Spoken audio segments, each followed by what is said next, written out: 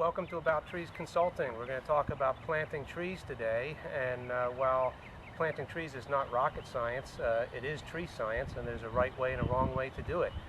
Unfortunately, lots of trees end up planted incorrectly, but with a few simple steps we're going to show you how to do it correctly today. So in this particular case, this property owner wanted to have a tree to provide some shade on their deck, and they selected a red maple.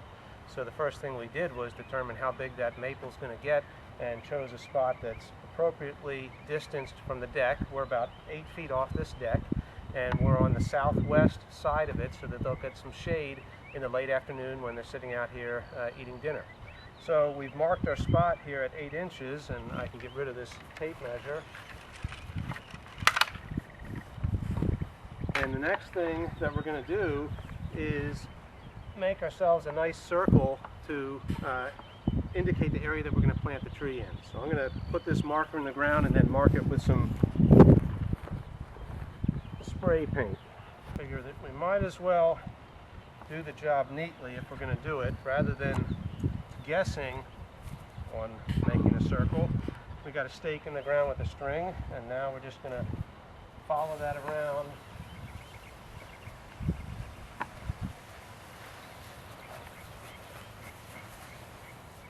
And we've got a nice circle to plant our tree in.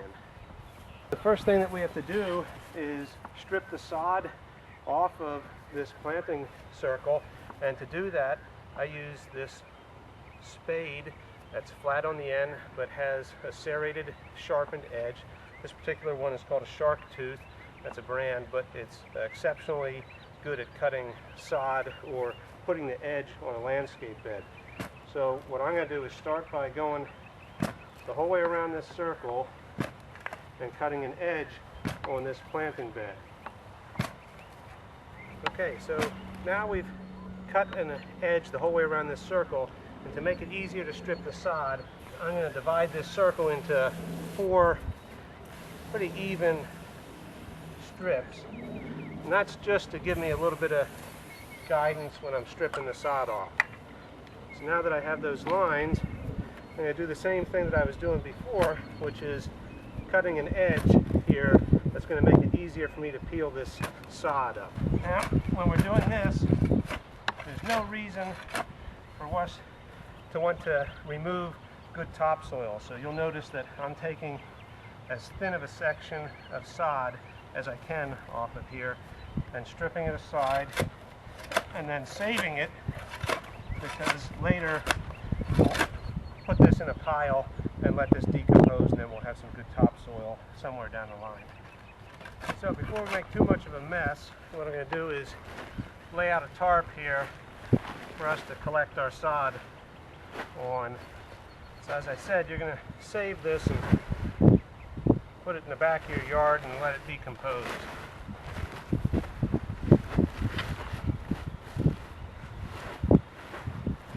We've stripped the sod off of this area, and it's about a 6-foot ring, 6-foot diameter ring, and you may be wondering, well, why such a big planting area for such a small tree? And there's a very, very good reason for that. You don't want the tree to have to compete with grass for water or nutrients for at least the first 3 years that it's in the ground, and the way that you eliminate that competition is by removing the sod, planting the tree, and then mulching that entire area so that the tree has no competition whatsoever from the turf grass that's here. So we have a big circle. That took us about 20 minutes to strip the sod off there, and you would say next, okay, well then it must be time to dig the hole. Wrong again, okay, because before you dig the hole, you must know how deep you're going to dig it, and this is the most important step in this whole tree planting process, is to figure out how deep you're going to dig the hole. Now, if you went by some of the old rules of thumb that you might read in gardening magazines or even old landscape textbooks, you would say to plant the tree at the same depth that it is in the container or in the root ball. And if that was the case, we would measure this and we'd say, well, that's about 12 inches, so we would dig a 12-inch deep hole. Well, the problem is that we're not sure if this tree is planted at the right depth in this container. So we first have to figure that out, and if the part of the tree that needs to be at the soil surface is buried in this container, we want to know that and then figure out how deep to dig it. So the first thing we're going to do is remove this protective wrapping, and this was only here for one reason, and that was to protect the tree during transportation. So this is no longer needed, and we'll get rid of that. Next thing we want to do is get this tree out of the container, and you can see the roots have already started to grow out of here, so it might be root bound. It's not. It comes out pretty easily. But of course, we do see that the roots have begun to circle the outside of the root ball. Let's not get concerned with that just yet. We still have to figure out the most important thing, and that is where on this tree is the trunk flare. And the trunk flare is the part at the base of the tree trunk where it flares out into the root system, and you have kind of a widening or a spreading at the base of the trunk into those buttress roots. And we need to find that. If you look at the tree the way it currently exists in the container, it kind of resembles a telephone pole coming out of the ground. It's all one uniform diameter. We need to figure out where it flares out. So I am physically removing the soil from the top of the root ball, and I'm not sure if the microphone is picking this up. I'll stop talking for a second so you can hear it tearing some of the roots in the process.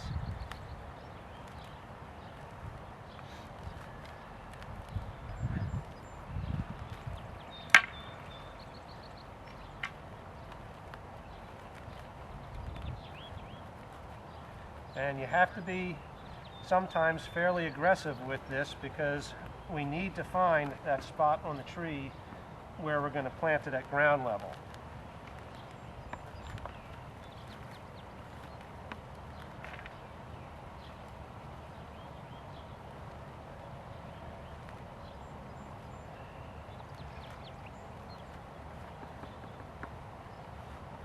I'm using two tools to do this. One is a soil knife that's designed for digging, cutting, tearing roots and whatnot, and the other is my fingers. Two things that we want to look at if we can. I know this is going to be difficult to see in the video, but right here it kind of looks like the trunk is swelling out, and this might be the trunk flare. In reality, this is the graft union. This is where the scion, the top of the tree, was grafted to the rootstock, and that's why it's a little swollen right here. But the actual trunk flare is still buried somewhere down in the ball. So far, we're about 2 inches down in the ball, and we haven't found the trunk flare just yet. The second thing that I want to point out to you is on the back side, and here you can see that this root has already begun to girdle the stem of this tree. And if this root is left in place, it will eventually completely girdle this trunk. So you're going to have two options here. You could try and reposition the root by pulling it and making it grow away from the trunk of the tree, or you may just have to eliminate that root by cutting it off completely and eliminating the problem. And don't be afraid to do that, particularly with the container grown tree. You can see that there's an abundance of roots here to work with. So let's go back to what we were doing and see if we can find that trunk flare. Okay, and there it is. So we found the flare, and in this case you can tell by where the staining is from the moisture on the trunk down to where the flare has been located, that this tree was planted about 4 inches too deep in the container. And if you remember a few minutes ago, when we measured that container, it was 12 inches deep, and you would have said, well, we need to dig a hole 12 inches deep. Well, it's obvious now that if we look at where the root flare is and where we've removed the soil, that we only need to dig a hole that's 8 inches deep, okay? Because we want this flare at ground level when we're all done. So for this tree that was in a 5-gallon container that had a 12-inch deep container root ball, we're only going to need to dig a hole that is 8 inches deep. Okay, so let's set this aside. Go back to the center of our hole, and we're going to start digging. Tip for you, if you don't want to feel that pain in the bottom of your foot, a spade with an expanded footrest like this makes for a very comfortable digging tool.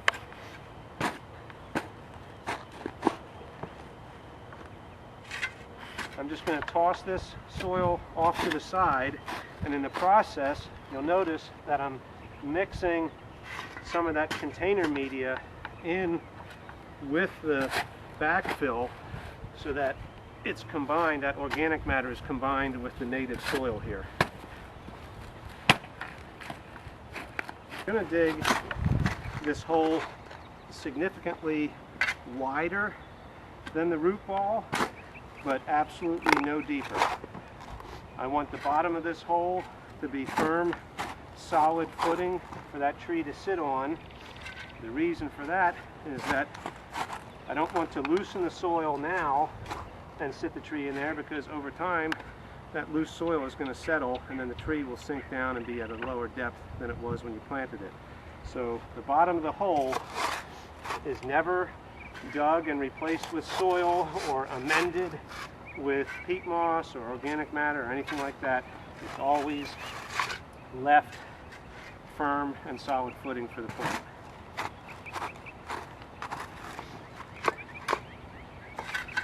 Alright, so you see now that we have a very shallow hole dug. We said we needed about an 8-inch deep hole. We've dug a hole actually that's about 7 inches deep, and we've left it completely solid on the bottom, unamended, and some people would actually go so far as to raise up a little pedestal for the tree to sit on. I don't think that's necessary, but a firm, unamended, undug bottom of the hole. We said we needed 8 inches. I only dug at 7. You're saying, well, why do you only dig at 7? Because this was a container grown tree, and you can see that there's lots of roots that have circled around the inside of the container. And we're going to disrupt them by what traditionally was called butterflying. Now, I should say there's 2 schools of thought on this. One is to do what I'm doing, just cut down the sides of the plant and tear these roots and get them to stop circling.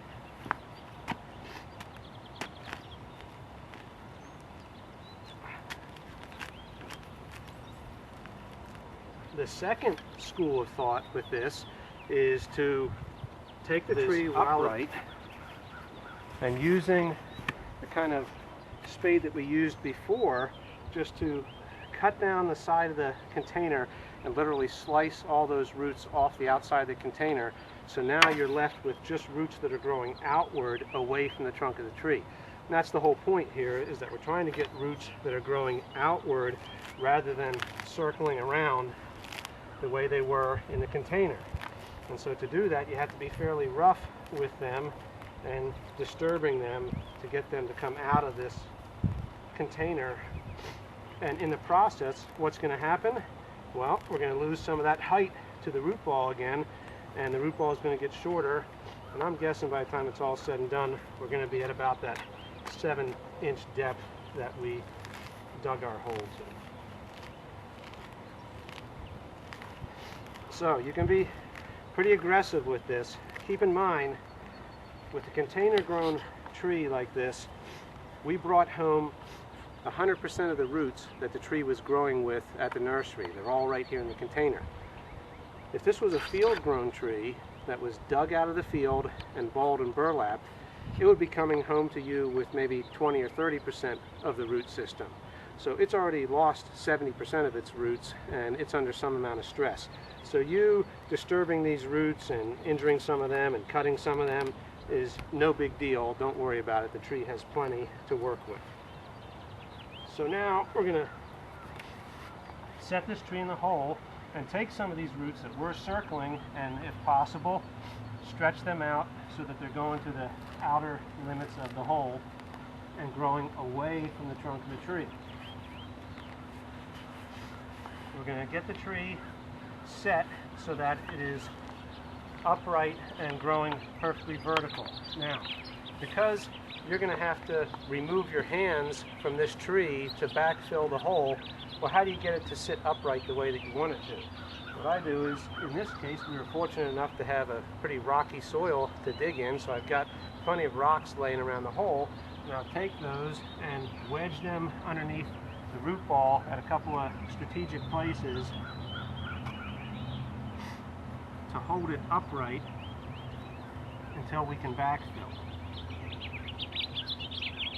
Now, to determine if I have this tree perfectly vertical or plumb, I'm going to step away from it and look at it in this direction, and I'm going to come 90 degrees and look at it in this direction. And if it's vertical in both directions, then I know we're good to go. I think it's leaning a little bit to my left, so I'm going to come in and adjust it and shove another rock underneath there to hold it up.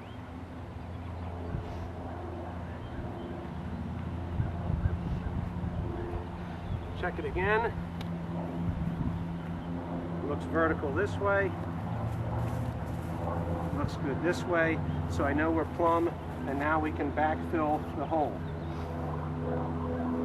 What I'm going to do is use a small shovel and get in close where I can work around the tree. And yes, I know there's a lot of roots sticking up on the top here. We'll take care of them in a little bit.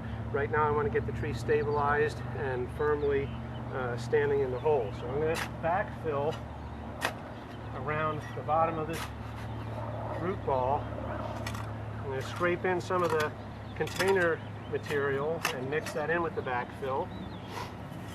You'll notice that what I have not done is I've not added any peat moss, I've not added any compost, I've not added any fertilizer, tablets, or spikes, or anything else to this hole. And there's good reason for that. The research clearly says that the native soil, the native backfill, is the best thing to use to backfill the hole. And that there's really no reason to be amending this hole unless you had extremely, extremely undesirable soil.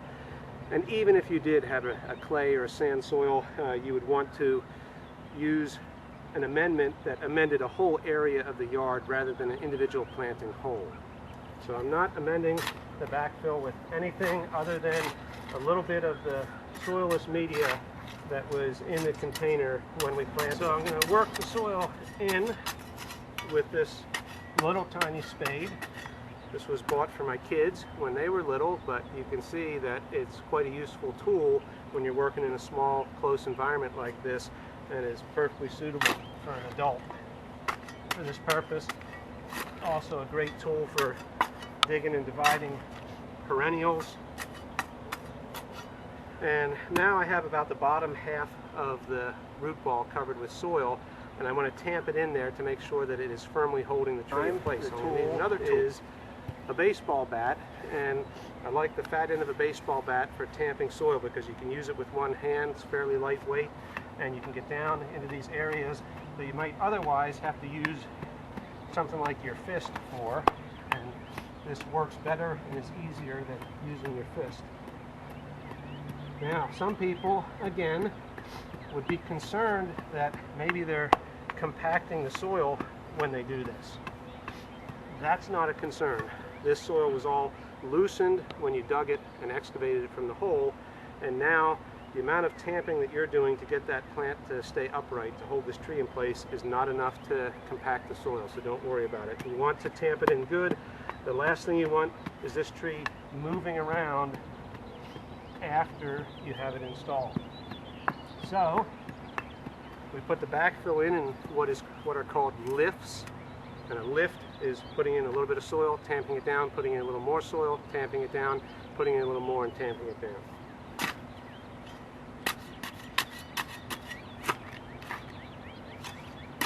People would prefer to work more on their feet than their knees. If that's the case, you can use your heel for a tamping tool, and again, tamp down that backfill so it's firmly holding the tree in place.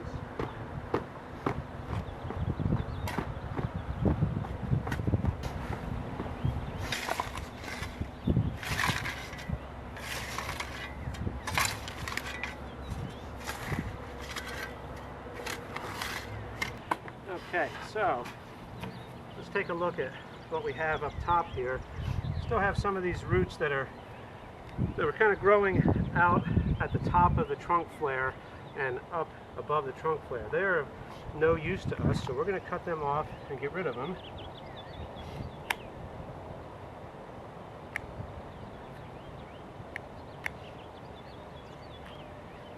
The other ones that are growing out and away from the tree will tuck into this top layer of soil, and cover them up eventually. And what hopefully you can see is the things that we pointed out earlier.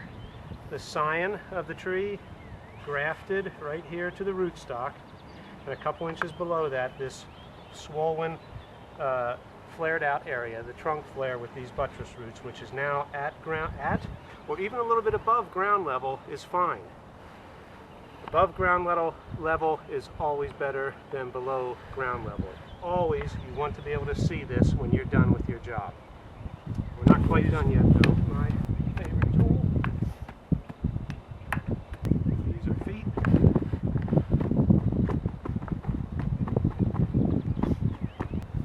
Have the tree in the ground. It's probably fairly well stabilized just by virtue of us backfilling the soil. And we could probably get away leaving that tree the way it is and not even staking it, but we're going to stake it, and I'm going to show you a piece of equipment that I really like for staking small trees. Okay, so we're down to our last couple of steps now. The tree's in the ground, got our whole nice wide area, and that leads us to mulching. And some people would say, well, you forgot something. Don't you need to fertilize it first?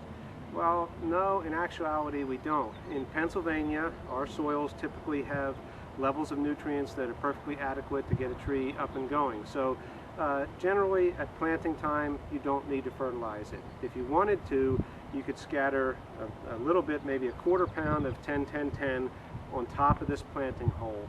Okay, but definitely nothing down in the bottom of the hole or anything like that.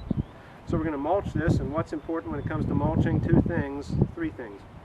We want about a 2 to 3 inch layer of mulch in a flat surface covering this entire area for as large of an area as possible, and again, that's why we dug this, stripped the sod in such a big circle.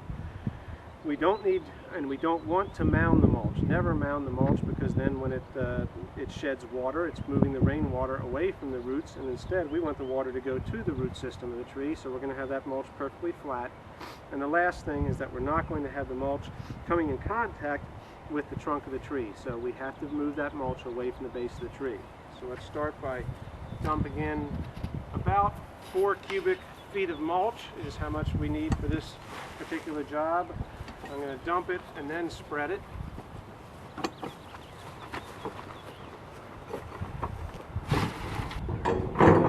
I think possibly the best tool, or one of the best tools for spreading mulch, is a 6-tine pitchfork. The tines are close enough together that you can scoop and lift and shovel the mulch.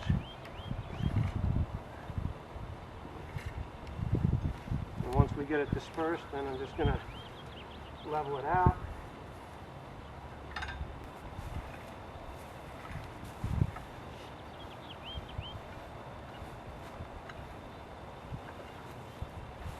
It's again perfectly flat. Last step, making sure the mulch is not up against the trunk of the tree, like so. We're done with mulching. We get rid of that little root sticking up. And we got one thing left to do. We're going to stake this tree in a minute. Okay, so we're just about done. I put this stake in the ground so you didn't have to listen to the sledgehammer banging on it. And what you'll notice, it's different maybe about the way that I'm going to stake this tree than from the way that you've seen trees staked traditionally. A lot of times you'll see wire with garden hose around it. Bad idea, because that wire will eventually cut into the trunk of the tree. You'll see people use 2 or 3 wooden stakes and put a flexible kind of a limp tie, like a piece of nylon strapping or something, and they don't hold the tree properly. I'm using a product called a tree mate, and it's in 2 pieces, and it is designed to attach around a snow fence stake. And you can see I just slid those 2 pieces together and locked them together. Now what that does is leaves us with this ring that goes around the tree to protect it, and it gives us points to attach this rubber band to. This rubber band is going to get wrapped once around the tree and hooked on to the tree mate. Very, very efficient and good system for staking a small tree. Why? A, you only need 1 stake, you don't need 2 or 3, so it makes it less time consuming to get the stakes in the ground. And B, By having this rubber band here, it allows this tree to move in the breeze a little bit. And when the tree can move in the breeze, it will grow and put on more trunk diameter more quickly. The whole point of staking a tree is not to immobilize the tree, but rather to immobilize the root ball. The other thing you'll notice is that I have this staked fairly low on the tree at about 1/4 of the height, and you never want to stake a tree higher than 1/3 the height. So keep that in mind. You're always staking the tree in the bottom third to bottom quarter of the trunk. So the tree's in the ground, mulch properly, staked properly. Last thing to do, make sure you remove any tags or ties that are on the tree that might girdle that stem in the future. So we're going to take those off. And some people still have the misconception that you should prune a tree because you've removed some of the roots or damaged some of the roots while you were planting it, and they say you need to remove some of that top growth. That is an old wives' tale. There's no reason to do that.